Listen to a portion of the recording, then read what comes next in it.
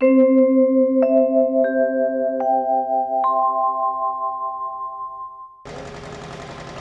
सारी भविष्यवाणियां यहां पर की, लेकिन अंत में सभी ब्राह्मण कहते हैं इस बालक की मृत्यु एक तक्षक नाग के काटने से होगी। तक्षकादात्मनो मृत्युम द्विजपुत्रोपसर्जितात्। तक्षक नाग के काटने से मृत्यु होगी। सभी पांडव बेचारे चिंता में पड़ गए। ये तो महाराज अधोगति हुई, फिर इस बालक का कल्याण कैसे होगा? तब ब्राह्मण कहते हैं जब मां के गर्भ में भगवान बचा सकते हैं तो क्या भगवान पुनः इसकी रक्षा नहीं करेंगे क्या? भगवान स्वयं आएंगे और इस बालक की रक्षा करेंगे। भगवान अर्जुन से कहते हैं भैया तुम्हारे यहां रहते रहते इतने दिन हो गए, अब हमारे साथ चलो तुम द्वारकापुरी। तो अर्जुन द्वारकाधीश के साथ द्वारकापुरी चले गए। एक दिन विदुर जी महाराज पांडवों के यहां पर आए। धृतराष्ट्र और गांधारी को अर्धरात्रि में अपने साथ लेकर के चले गए। प्रातः काल हुआ, जब ताऊ जी का दर्शन पांडवों को नहीं हुआ, सभी चिंता में पड़ गए। देवर्षि नारद तुम्बरु गंधर्व के साथ पधारते हैं और कहते हैं विदुर जैसे महात्मा का संग धृतराष्ट्र और गांधारी को प्राप्त हुआ है, उनको ढूंढने की कोशिश मत करना, नहीं उनके मुक्ति मार्ग में बाधा पहुंचेगी।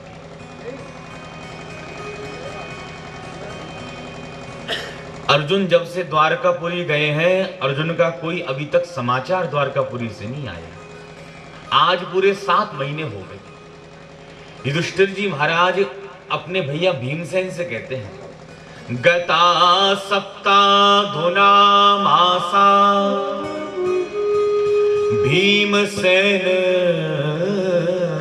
तवानुज नायाति कस्य वा हेतुर् नाहं वेदेदमंजसा। अधुना सप्तमासा गता। आज पूरे 7 महीने हो गए, लेकिन अर्जुन का कोई समाचार अभी तक द्वारकापुरी से नहीं आया। भैया भीमसेन, आजकल मुझे बहुत सारे अपशकुन दिखाई पड़ रहे हैं। कुछ छल तारा मुझे आकाश में दिखाई पड़ता है। अरे मंदिरों में जाता हूं तो देवी प्रतिमाएं मुझे रोती हुई दिखाई पड़ रही हैं। और आज तो मैंने अपनी आंखों से स्वयं देखा कि एक गैया अपनी बछिया का स्तनपान कर रही है, दुग्धपान कर रही है। ये सब अपशकुन के संकेत हैं। हमें तो ऐसा लग रहा है कि हम पांडवों के ऊपर बहुत बड़ा संकट आने वाला है। और अभी तक अर्जुन भी द्वारकापुरी से लौटकर नहीं आए। दोनों भैया आपस में चर्चा कर ही रहे थे, इतने में दोनों भैया क्या देखते हैं, सामने से अर्जुन आते दिखाई पड़े। लेकिन जब अर्जुन अति निकट आए तो कंधे का गांडीव गिरा चला जा रहा है,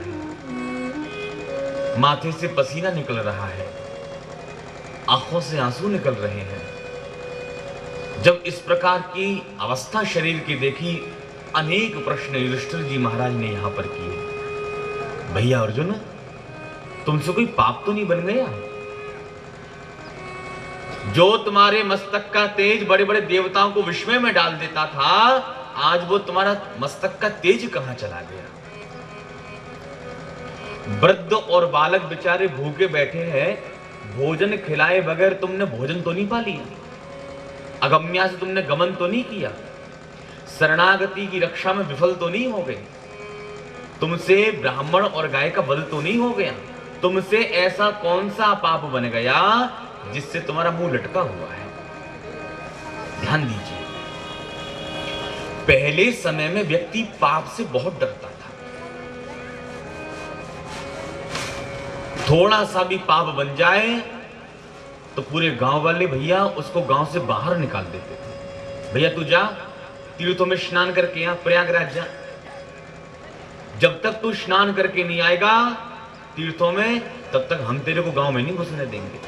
अरे पाप की कमाई घर में आ जाती तो लोगों को रात में नींद नहीं आती। अरे ये पाप का धन आ गया है घर में, न जाने अब क्या संकट आने वाला है।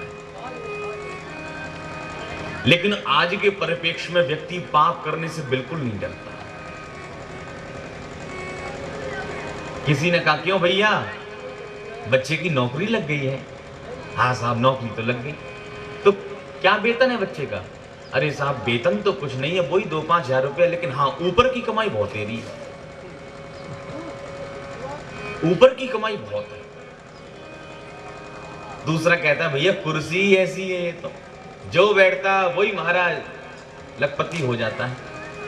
ना तो कहने वाले को लज्जा आई, ना बताने वाले को लज्जा आई, अपितु अपने आप को गौरवान्वित महसूस करते हैं। तुमसे ऐसा कौन सा पाप बन गया जिस कारण तुम्हारा मुंह लटका हुआ है? चरणों में गिर पड़े अर्जुन तो वो कहते हैं, वंचितो हम महाराज हरिणा बंधुरो पीड़ा ये न में प्रहतम तेजो देव विस्मापनम महत। हे दुष्टर जी महाराज, गजब हो गया। क्या हो गया? अरे जिन द्वारकाधीश के बल से मैं गरजता था, मैं विचार करता था कि मैं महाभारत विजेता अर्जुन, मेरा कोई क्या सामना कर सकता है, और आज द्वारकाधीश मेरे साथ नहीं है। तो जब मैं द्वारकापुरी से यहां लौट रहा था तो रास्ते में मुझसे कुछ भीलों का झगड़ा हो गया। वो महाभारत विजेता अर्जुन आज भगवान साथ में नहीं है, तो वो अर्जुन भीलों से भी युद्ध में पराजित हो गए। भीलन लूटी गोपिका बेई अर्जुन बेईवा। यदुवंशी के विनाश का समाचार श्रवण कराया कि प्रवासक क्षेत्र में सभी यदुवंशी गए, मदरा बदांत हो गए, ग्रह युद्ध छिड़ गया। 56 करोड़ यदुवंशियों में से चतुःपंचावशेषतः 4-5 बचे, बाकी सब काल के गाल में समा गए।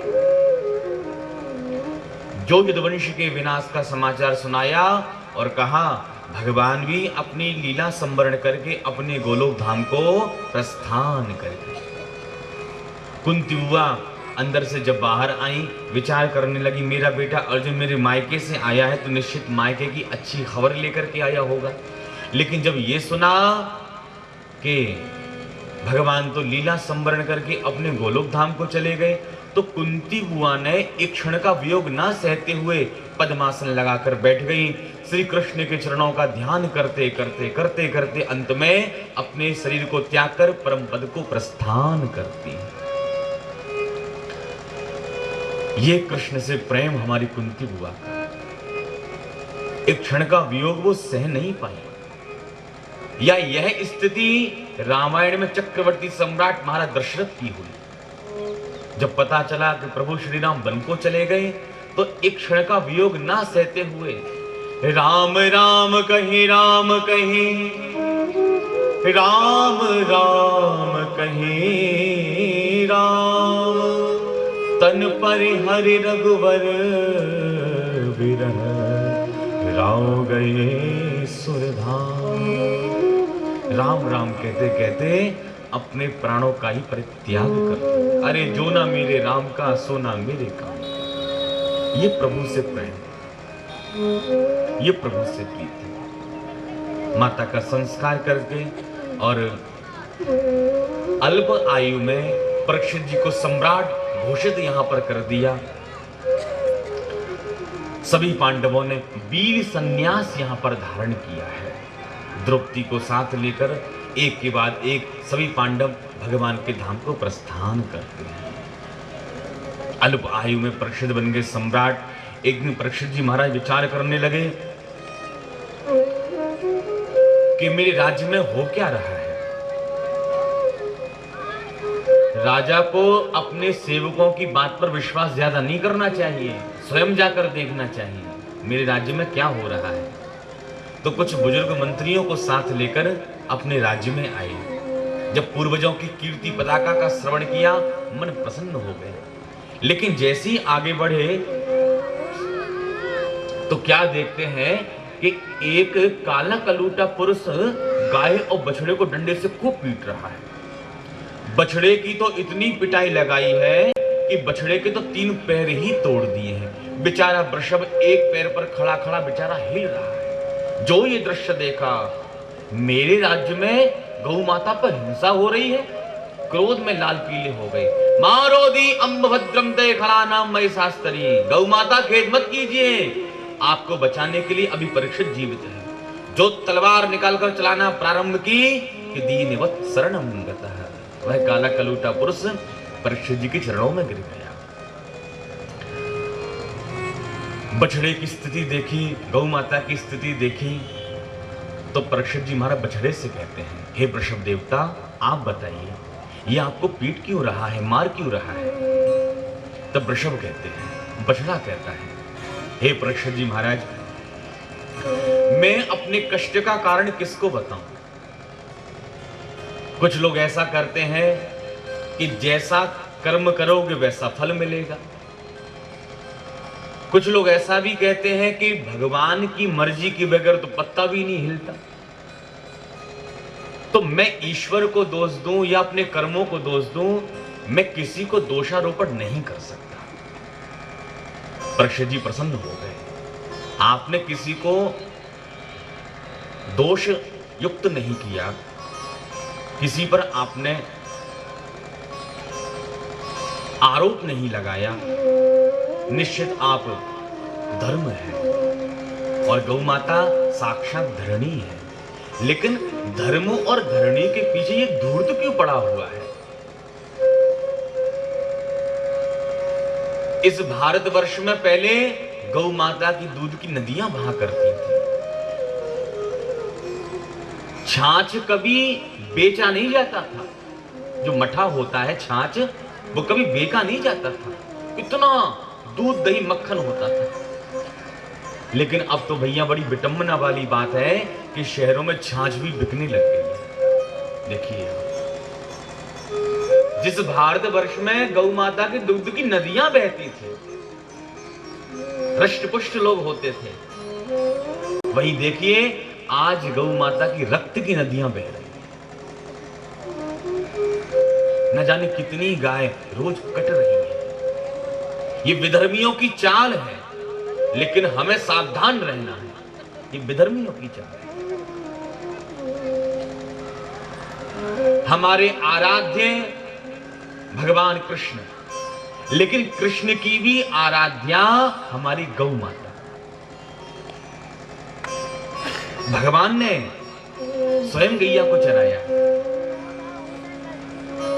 अरे जब भगवान ब्रज में रहे और रात में जब गैया रमा जाती तो भगवान की नींद खुल जाती। तत्काल दौड़े दौड़े गौशाला में आते, अरे गौरी, अरे पद्मा, क्या बात है, क्यों रमा रही हो, क्या कष्ट है?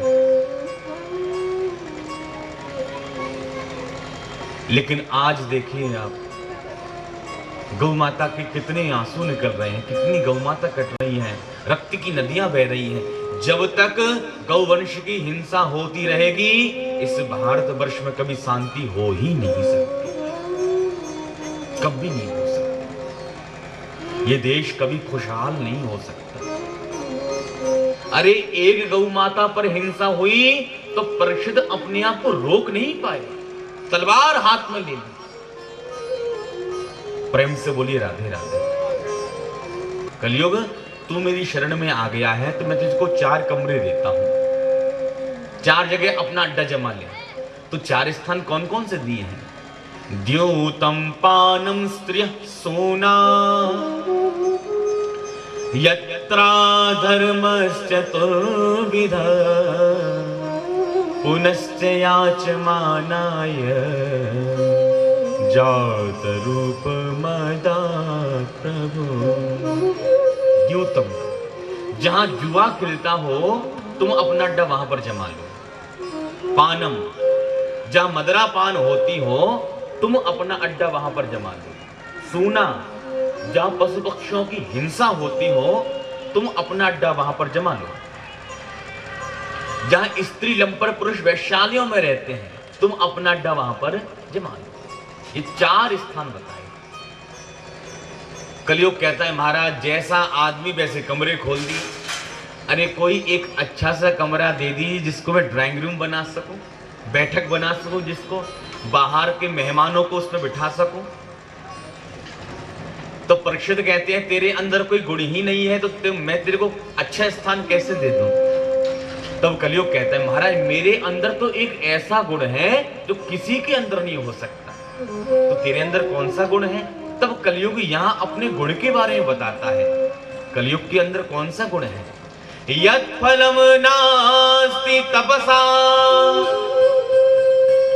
न योगेन समाधिना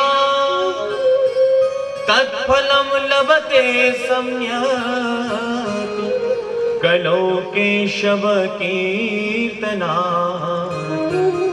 कलौ केशव कीर्तना।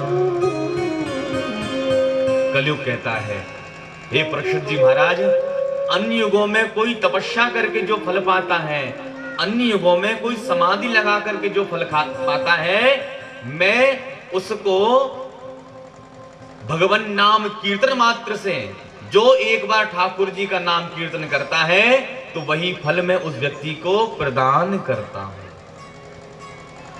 भैया अन्य युगों में कोई समाधि लगाए, तपस्या करें, अपने शरीर को सुखा दें, लेकिन इस कलयुग में जो भगवान का नाम कीर्तन करता है तो नाम कीर्तन करने मात्र से, भगवान का नाम लेने मात्र से वही फल प्राप्त होता है जो तपस्या करने वाले को प्राप्त हो रहा है।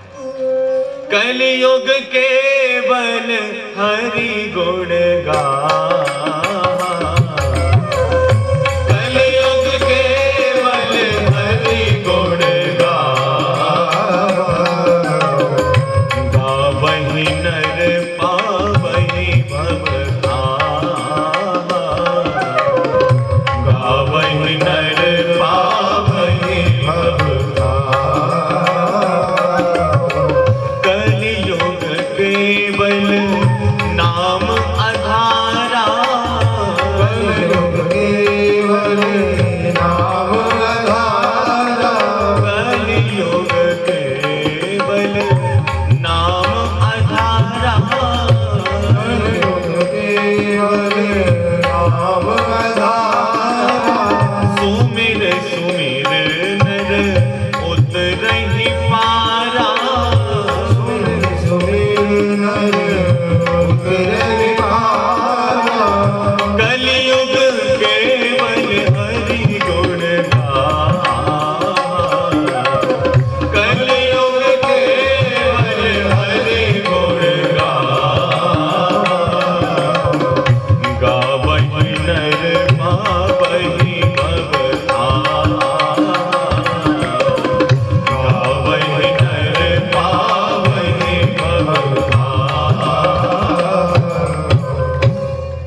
हरेर नाम हरेर नामैव केवलम कलौ नास्त्यैव नास्त्यैव नास्त्यैव गतिरन्यथा।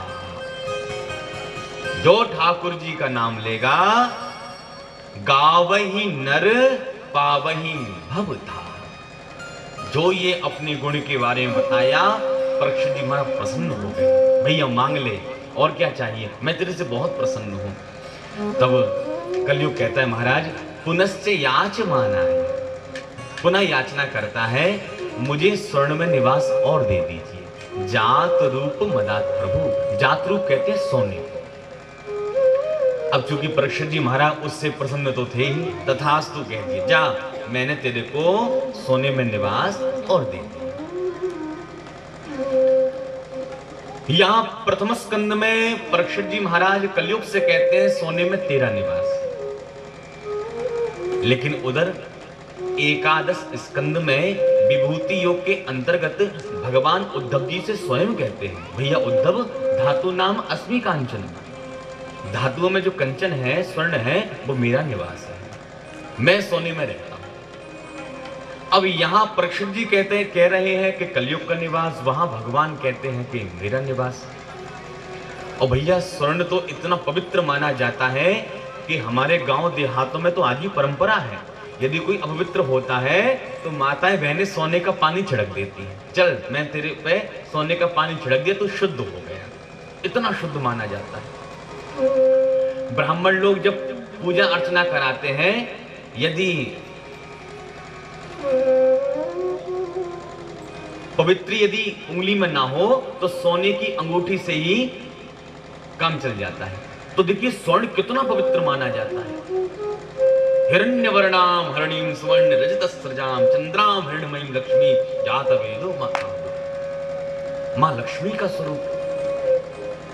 लेकिन मेरे पूज्य गुरुदेव यहां बड़ा सुंदर भाव देते हैं। वो कहते हैं देखो भैया,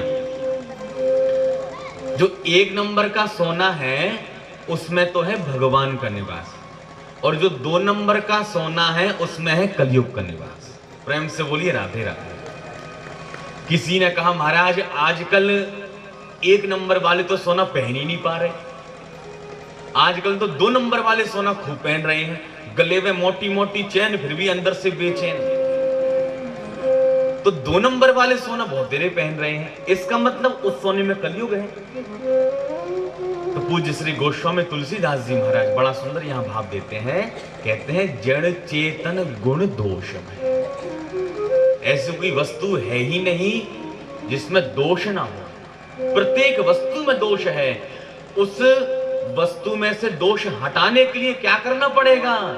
तुम ही निवेदित भोजन करही, तुम ही निवेदित भोजन करही, तुम ही निवेदित भोजन करही, तुम ही निवेदित भोजन करही, प्रभु प्रसाद पट भूषण धरहि, प्रभु प्रसाद पट भूषण धरहि, प्रभु प्रसाद पट भूषण धरहि, प्रभु प्रसाद पट भूषण धरहि, तुम ही निवेदित